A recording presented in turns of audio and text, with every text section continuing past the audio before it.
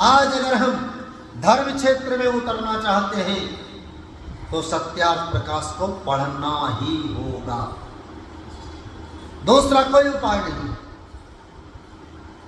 आइए एक उदाहरण मैं आपके समक्ष प्रस्तुत करता हूं। सत्यार्थ प्रकाश कैसे मनुष्य के जीवन में परिवर्तन ला देता है। सत्यार्थ प्रकाश ऐसा अद्भुत ग्रंथ है जिसने अनगिनत लोगों के अंदर सुधार ला करके आर्य समाज की स्थापना करवा देता है। इतिहास के पन्नों को जब हम उलटते हैं तो इतिहासकार लिखता है पूर्वोत्तर में कैसे आर्य समाज का दरवाजा खुला, पूर्वोत्तर में किस प्रकार से आर्य समाज के दरवाजे खुल गए।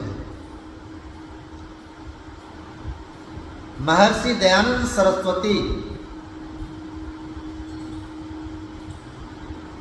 जब सत्यार्थ प्रकाश की रचना करके उसे काशी में छपने दिए थे और काशी में छपाई हो रही, बात 1875 की, जब बिहार के एक सज्जन जिनका नाम था जनकधारी लाल, वे बनारस किसी कार्य से जाते हैं और बनारस में छेदी लाल जी के यहाँ ठहरते हैं।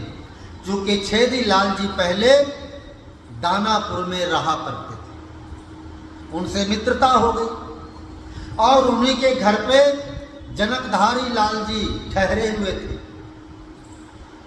और जो सत्यार्थ प्रकाश छप रहा था उसका प्रूफ छेदी लाल जी देख रहे थे। जब कोई पुस्तक छपता है उसका प्रूफ रीडिंग होता है, देखा जाता है, शुद्ध अशुद्ध। तो उस समय छेदी लाल जी प्रूफ रीडिंग कर रहे थे और प्रूफ रीडिंग करके उस रद्दी को साइड में रख दिए थे और उसी कमरे में जनकधारी लाल जी बैठे हुए थे। अचानक बात बात में उन रद्दी प्रूफों को लेकर के जनकधारी लाल जी पढ़ने लगे। सत्यार्थ प्रकाश के रद्दी प्रूफों को लेकर के दानापुर के जनकधारी लाल जी पढ़ने लगे छेदी लाल जी के घर पर। जब छेदी लाल के घर पर पढ़ने लगे तो उन्हें बड़ा अद्भुत लगा, अरे इतना बढ़िया ग्रंथ कौन छपवा रहा, इसका लेखक कौन है। उन्होंने उन रद्दी प्रूफों को छेदी लाल जी के आदेश प्राप्त कर अपने साथ जनकधारी लाल जी लेकर के चले आए। कहाँ? दानापुर। और दानापुर में एक हिंदू सत्य सभा चलती थी और सत्य सभा का निर्माण किया गया था हिंदू धर्म में घुसे हुए कुरीतियों को दूर करने के लिए। उस सभा में जनकधारी लाल जी ने उन रद्दी प्रूफों को पढ़ करके सुनाया। एकादश समोल्लास को जब पढ़ा गया तो जितने भी उनके मित्र मंडली वहां उपस्थित थे सबके मन में जिज्ञासा जगी, ये तो अद्भुत ग्रंथ है, इसका लेखक कितना महान होगा। महर्षि दयानंद की महानता के बारे में जब जनकधारी लाल जी ने छेदी लाल जी से पूछा कि वो व्यक्ति महान कैसे है, तब छेदी लाल जी ने कहा था कि वो सत्य कहने के कारण महान है। चाहे जो भी परिस्थितियां आ जाए सत्य कहने में कभी विचलित नहीं होते, खरी खरी सत्य सुना दिया करते हैं। और उनकी महानता का जयगान अब दानापुर की धरती पर होने लगा। खोज होने लगी कि उनसे पत्राचार किया जाए, पत्र व्यवहार किया जाए। बंधु वो जानकर बड़ा आश्चर्य होगा, कुछ काल बाद सोनपुर का अद्भुत मेला लगता है, बहुत ही विशाल मेला। वहां जनकधारी लाल जी और माधव लाल जी एक और दो सज्जन जाते हैं और वहां से ऋग्वेदादि भाष्य भूमिका और सत्यार्थ प्रकाश खरीद करके लाते। अब एक अनमोल निधि हाथ लग जाती है। ऋग्वेदादि भाष्य भूमिका में स्वामी दयानंद का पत्राचार का पता लिखा होता है।